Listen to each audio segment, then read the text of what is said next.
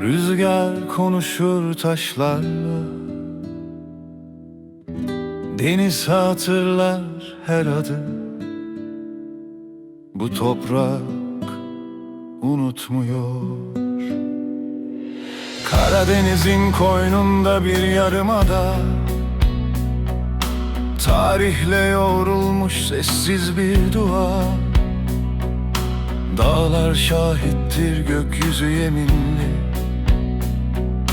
Kırım durur zamanın tam ortasında. Bahçe sarayda bir ezan izi, taşlarda sürgünün ayak sesi. Giden çok dönen az olsa da toprak saklar her nefesi. Bir isim var kalbimde yankılanan, geceye kazınmış eski bir vatan. Adı fısıldanır kuşlarda, rüzgarda, silinmez gömülmez, kalır zamandan. Kırım yaralı ama dimdik ayakta, bir halkın duası göğe yazılmış. Kırım sürgünle sınanmış bir yürek ama asla diz çökmemiş. Kırım adın ateş, adın sabır. Toprağına hafıza, kalbim sınır. Biz var oldukça sen varsın. Kırım sonsuza kadar. Bir çocuk ağlar eski bir fotoğrafta.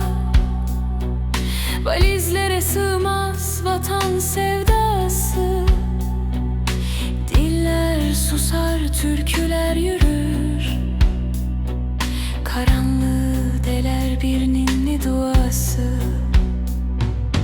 Ak mescitte doğan sabahlar her şeye rağmen ışık taşır. Güneş bile bilir bu hikayeyi, her gün yeniden doğar tanır. Toprak konuşmaz sanırlar, Oysa her adımı sayar. bir gün yollar geri döner Ve tarih yerini bulur, ağlar. Kırım yaralı ama dimdik ayakta, bir halkın duası göğe yazılmış.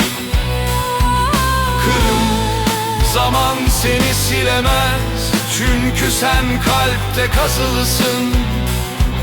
Kırım adın umut, adın direniş. Bu şarkı sana bir söz. Biz var oldukça sen varsın. Kırım Biz sensin, sen bizsin.